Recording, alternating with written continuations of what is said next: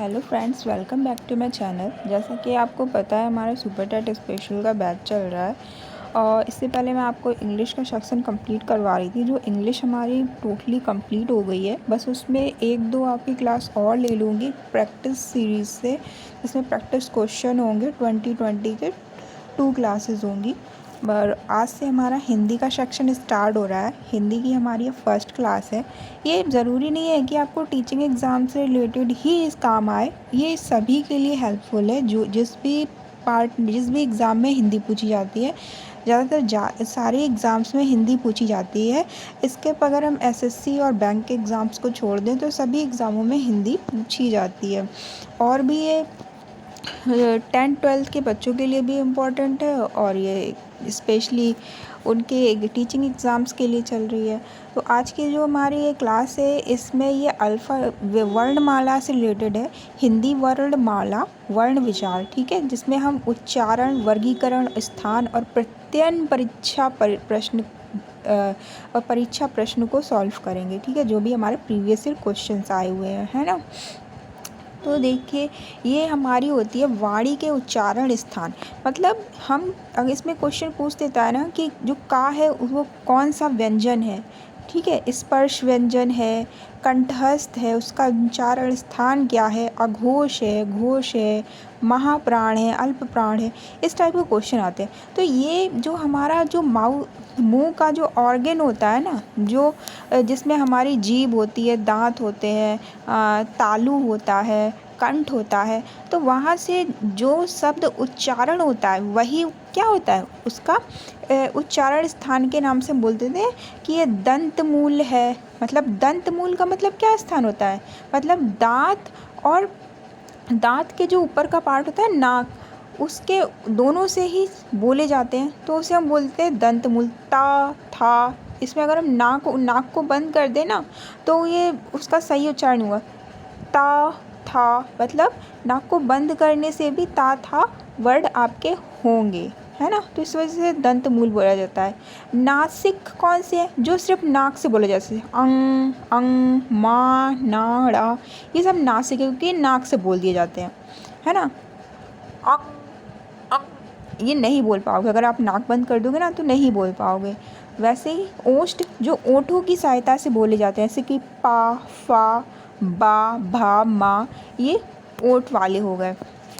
तो ये हमारा क्या है, ये डायग्राम है, जिससे हम क्या बता लेते हैं कि हमें कौन सा वर्ड जो है हम बोलेंगे। जैसे कि मैंने बताया ना, जो नाक से बोल रहे होंगे वो हमारे नासिक हैं, और जो दांतों की सहायता से बोले जा रहे हैं और नाक की सहायता उसमें नहीं है, वो कौन है, ता, था। जो दांत की सहायता से बोले जाएंगे वो ता, था है। जो कंठ से बोले जाएं, जैसे कि का, खा, ये हमारे क्या है, ये कंठ वाले हैं। कंठ से का, खा, आ, हा, खा, जो डायरेक्ट हमारे गले से आवाज़ निकले वही क्या है, हमारे कंठ वाले हैं। जो तालू से निकले, ठीक है, जो हमारा पैलेट होता है, तालू होता है, उससे जो निकले, जैसे कि चा, छा, जा, झा, तो ये सब क्या है, हमारे तालू से निकल रहे हैं। तो ये हमारे तालू हो गया, तालू से उच्चारण स्थान है। तो ये मैंने एक डायग्राम दिया है ताकि आपको अच्छे से समझ में आ जाए कि कहाँ कौन सा पार्ट होता है। जो माउथ होता है, माउथ के पार्ट तो होते हैं, लेकिन उसके हम सही से जान नहीं पाते ना हिंदी में कि उनके नाम क्या होते हैं। जैसे तालू, तो तालू की सहायता से जो शब्द बोले जाते हैं, जैसे कि चा, छा, ठीक है, जो दांत की सहायता से बोले जाते हैं वो दंत, है ना। और जो मूर्धा क्या होता है, जो हमारा तालू होता है ना, ऊपर का पार्ट होता है पूरा, उसकी सहायता से बोला जाए, जैसे कि टा, ठा, वो हमारे क्या हो जाएंगे, मूर्धा हो जाएंगे। जो दांतों के ऊपर वाला जो मसूड़ा होता है उस पे जाके हमारी जीभ टकराए तो वो क्या होंगे, मूर्धा होंगे। जैसे कि उसमें जीभ हमारी क्या होती है, थोड़ी सी पलट जाती है, जैसे कि ला, ये क्या हो गया, ये कौन से मूर्धा हो गए। तो इस टाइप से मैंने बता दिया है ताकि आप ज़्यादातर हम उसको प्रैक्टिस से ही समझ लेंगे, लेकिन इससे आपको पता चल जाएगा कि जैसे कि कोई एग्ज़ाम में क्वेश्चन आया है, हमें नहीं याद है, तो आप प्रैक्टिस करके देख सकते हो कि कहाँ से आवाज़ निकल रही है ना। जैसे हवा अलग अलग रास्तों से होकर निकलती है, वैसे ही हर ध्वनि का अपना एक खास स्थान होता है। ये आप बात याद रखिएगा, ठीक है। नेक्स्ट स्टेप में क्या है, मूल क्रम क्या होते हैं। जो सबसे हमारी जो वर्णमाला होती है उसमें जो एक शब्द बनता है ना, जो एक वाक्य बनता है, वो कैसा होता है। सबसे छोटी इकाई क्या होती है, वाक्य की सबसे छोटी इकाई हमारी ध्वनि होती है ना। क्या होती है, ध्वनि होती है। वाक्य की सबसे छोटी इकाई हमारी ध्वनि होती है। ध्वनि के बाद में ध्वनि के मिलनों से ही क्या बनता है, वो एक वर्ण, एक अक्षर बनता है। और जब वो अक्षर बनता है तो अक्षरों के मेल से क्या बनता है, पद बनता है। और पद के मेल से पदबंध बनता है। और पदबंध के मेल से उपवाक्य, और उपवाक्य से वाक्य बनता है। जैसे कि का हमारा क्या हो गया, एक वर्ण हो गया, ठीक है। अब का आ के उच्चारण से वो क्या बन गया, हमारे आ का उच्चारण क्या है, हमारा एक ध्वनि है। और का हमारा क्या बन गया, वर्ण हो गया।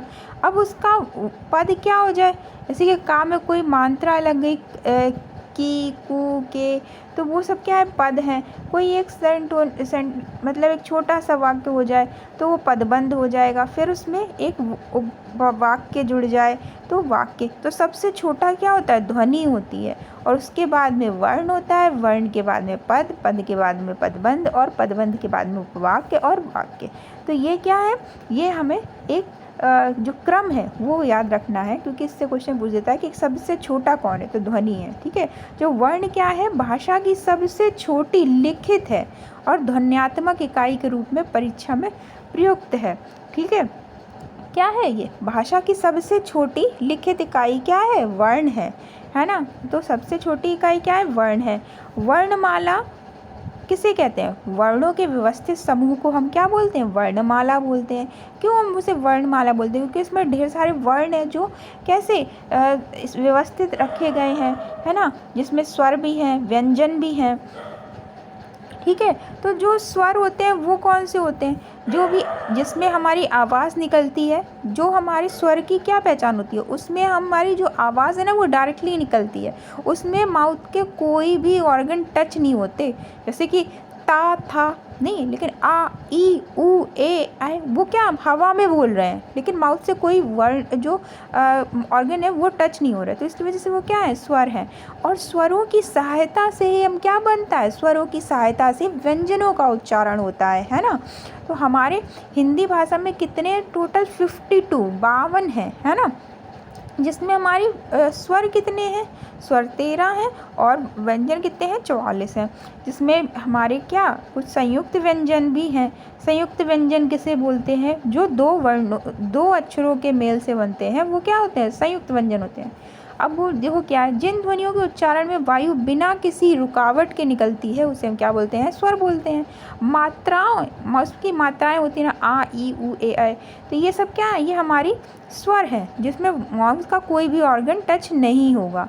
तो कितने हैं, ये हमारे 13 हैं, है ना, 11, ठीक है,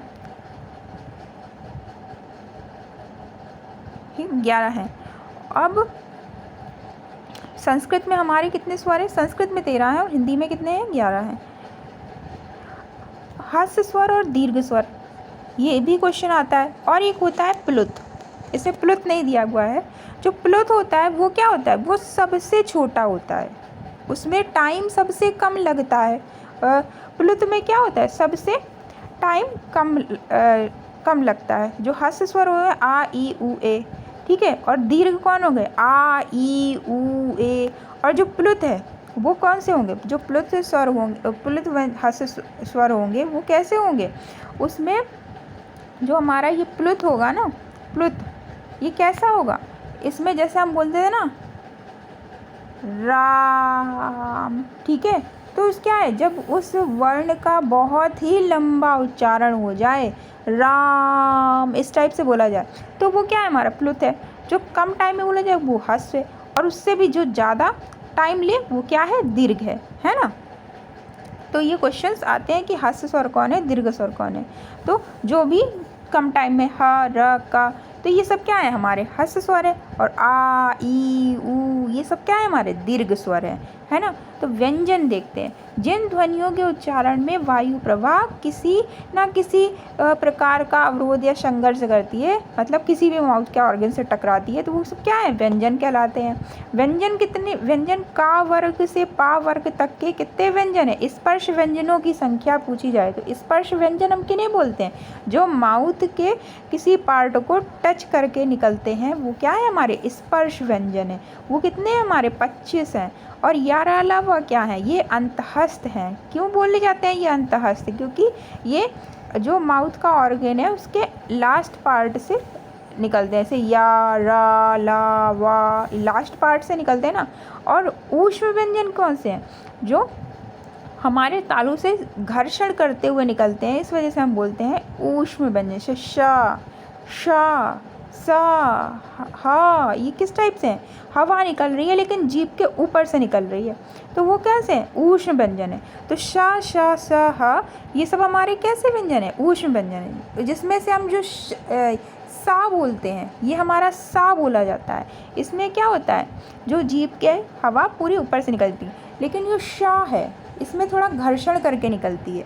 और ये शीटी वाली शा, इनको बोलने के अलग तरीके हैं, जैसे सा, शा, सा, ठीक है। तो ये पूछ दिए जाते हैं कि ये ऊष्म व्यंजन कौन से हैं, तो ऊष्म व्यंजन हमारे 4 हैं। शा, शा, हा, जिसमें हमारा शा जो है ये वाला, ये ऊष्म संघर्षी है, संघर्षी है, ठीक है, ऊष्म संघर्षी है ये हमारा व्यंजन।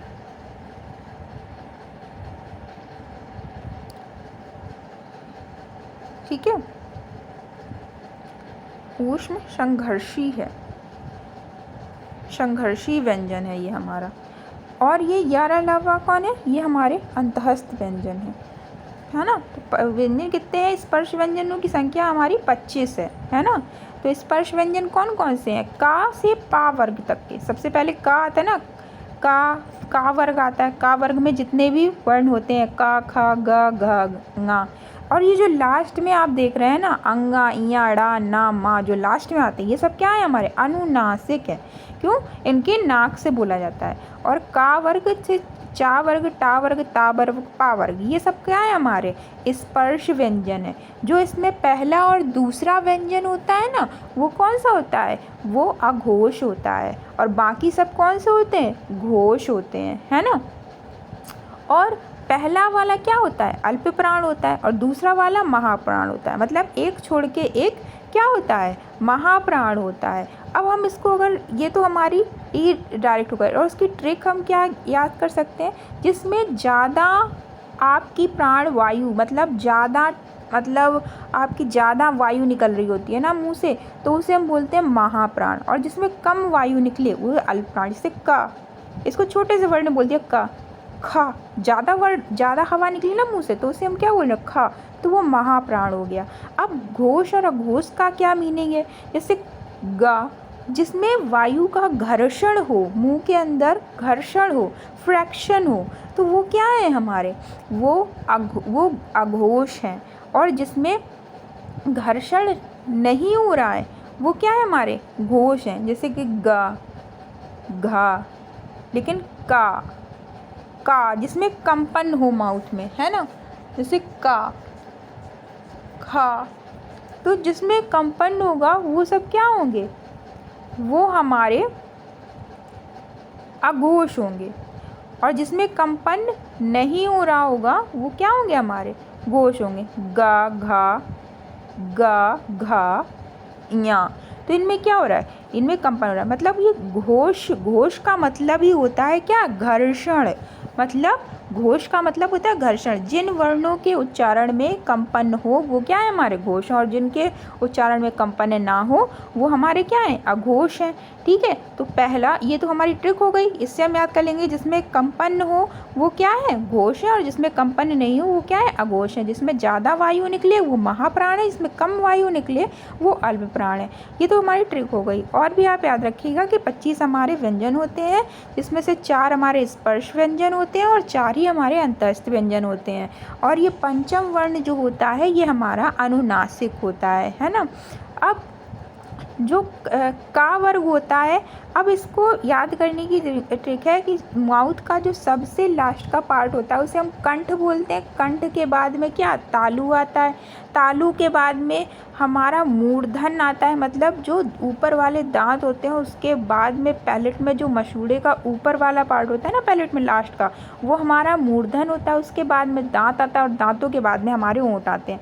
तो ये हमारा जो माउथ का ऑर्गन है ना, तो इसी से हमें याद रखना है जो का वर्ग है ना कंठ से निकल रहा है, का खा गा ये सब कंठ वाले हो गए। फिर उसके बाद में जो तालु का उपयोग करके हम बोलेंगे चा छा जा, ये सब क्या है, यह सब हमारे तालु से ही निकल रहे हैं। तालु का उपयोग करके ही उन वर्णों का उच्चारण कर रहे हैं। और मूर्धन्य क्या है टा ठा, ये जो मूर्धन मतलब दांत के ऊपर वाला जो पार्ट होता है वो जो पैलेट होता है ना लास्ट का पैलेट होता है मसूड़ों के ऊपर वाला पैलेट, उसके सहायता से ही बोले जाते हैं, तो इस वजह से हम मूर्धन्य बोलते हैं। और जो दांतों की सहायता से बोले जाएंगे ता था दा धा ना, बिना इनका उपयोग करके आप वर्ण का सही उच्चारण नहीं कर सकते। आपको पता है कुछ लोग होते हैं जो कुछ वर्ड नहीं बोल पाते हैं, कुछ बच्चे होते हैं जो बच्चे कुछ नहीं बोल पाते हैं, जैसे वो हमेशा ता को ला बोलते हैं। वो क्यों? क्योंकि वो उस चीज़ का यूज़ नहीं कर आता है, या फिर उनका वो पार्ट ही जल्दी से ऑर्गेनाइज नहीं हो पाता है, इस वजह से वो चीज़ नहीं बोल पाते। तो हम क्या करते हैं, जब आप टीचर बन जाएंगे तो उसके बाद में क्या होगा, तो उन बच्चों को उस चीज़ की प्रैक्टिस करवाएंगे कि आप इस तरीके से बोलिए, तब वो चीज़ समझेंगे, है ना। तो ये बिना इनके सही से उच्चारण के हम चीज़ नहीं कर पाएंगे। तो ये आपको समझ में आया कि कंठ तालव्य मूर्धन दंत और ओष्ठ क्या हो गए। तो जो लास्ट पार्ट होता है ना वहीं से स्टार्ट होगा का ता धा मूर्धन और दंत, ठीक है। और लास्ट वाले 5वें वर्ण के क्या होते हैं, वो हमारे पंचम वर्ण अनुनासिक होते हैं।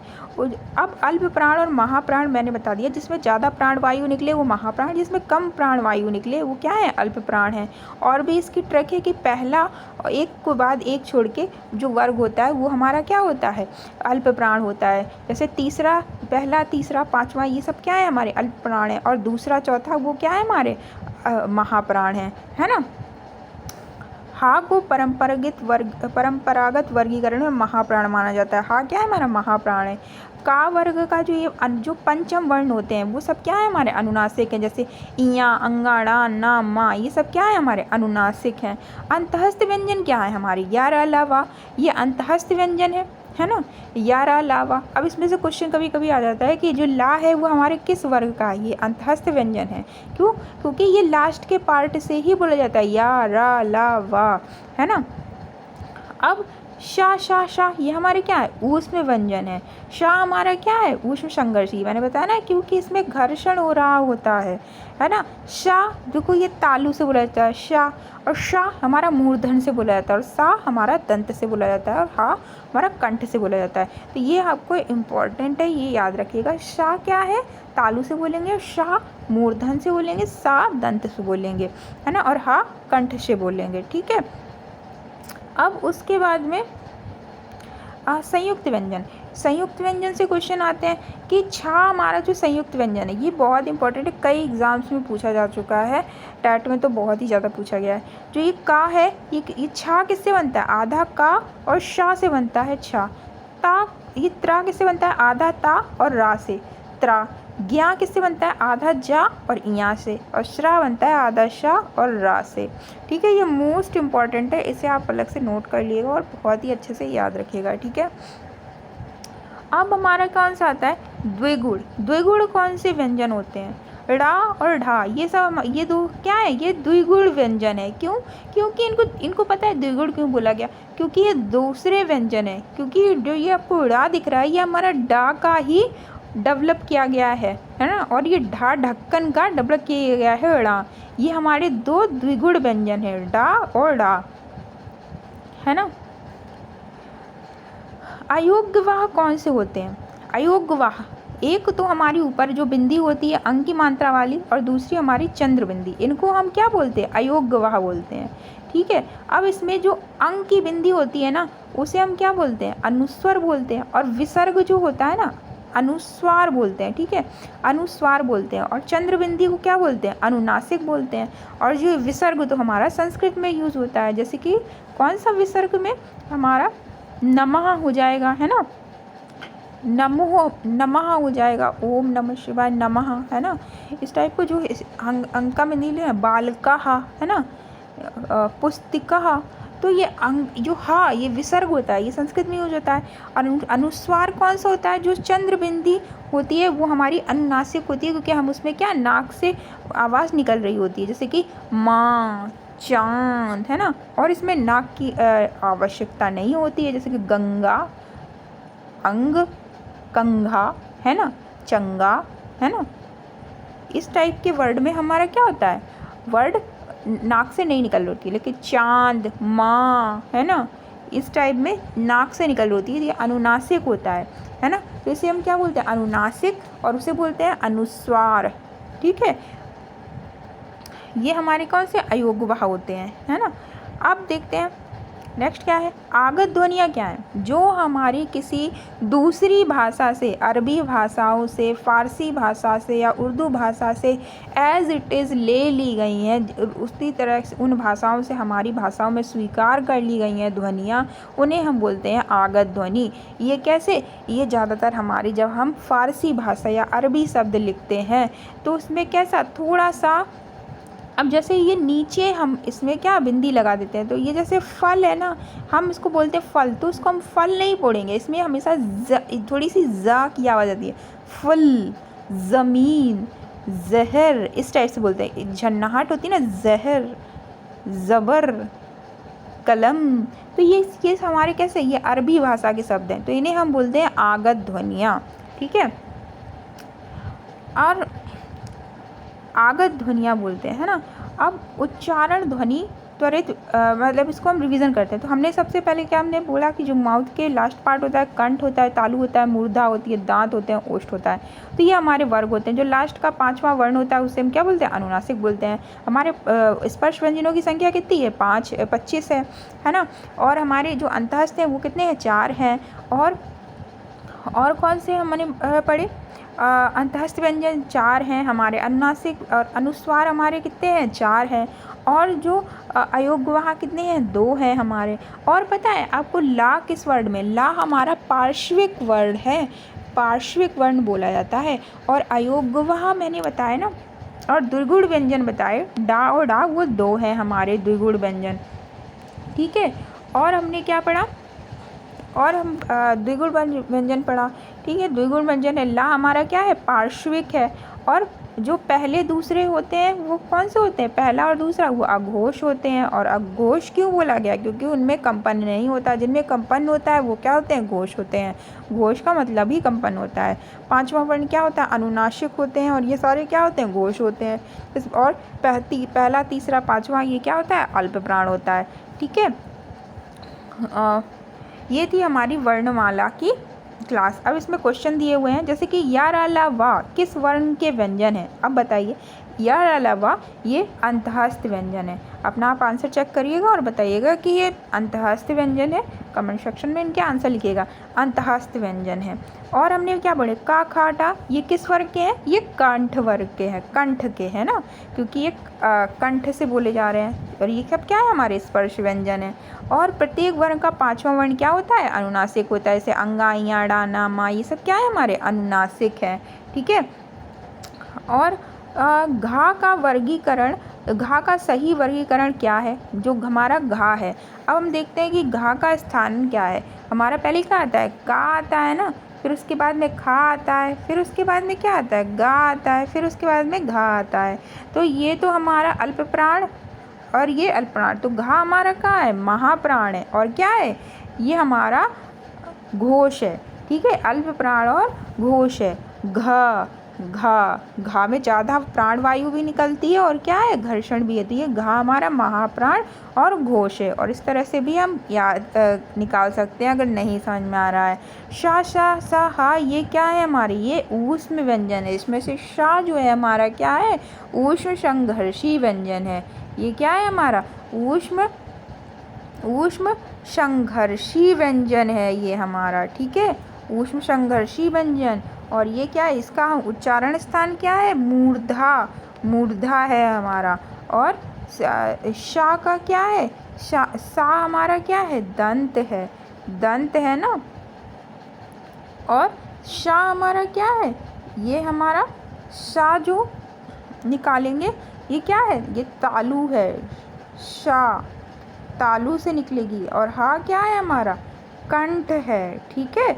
और ये सब क्या है हमारे ऊष्म व्यंजन है। अब का चा टा ता पा ये सब क्या है, 5 स्पर्श वर्ग हैं ये हमारी। यार अलावा अंतःस्थ व्यंजन है, शा शा शा ऊष्म व्यंजन है। हर वर्ग का 5वां वर्ण क्या होता है, अनुनासिक होता है ना। पहला, तीसरा, 5वां क्या होता है, अल्प प्राण होता है। दूसरा, चौथा महाप्राण होता है, ठीक है। और क्या हमारे जो संयुक्त व्यंजन किसे बोलते हैं, जो 2 वर्णों के मेल से बनते हैं वो संयुक्त व्यंजन होते हैं। संयुक्त व्यंजन हमारे कौन से हैं, श्रा है, ठीक है, ज्ञा है और छा है, और कौन सा है हमारा, और त्रा है, ठीक है। ये सब क्या है हमारे, ये हमारे संयुक्त व्यंजन है ना। अब ये प्रैक्टिस सेट है, इसे आप होमवर्क में लगाइएगा अपने से, ठीक है। और इसके आंसर आप कमेंट सेक्शन में कीजिएगा। और ये क्लास कैसी लगी प्लीज़ बताइएगा। नेक्स्ट क्लास हम मिलते हैं हिंदी में। हिंदी भी आपकी जल्दी कंप्लीट हो जाएगी, और आपके जैसे जैसे आपके एग्ज़ाम्स की प्रैक्टिस हो, आपका सिलेबस कंप्लीट हो जाएगा, मैं प्रैक्टिस करवाने लगूँगी, और फिर इसकी PDF भी आपको मिलने लगेगी। पहले आप इस पे बताइए कि ये वीडियोस आपको कैसे लग रहे हैं। Thank you for watching and please like, subscribe and share.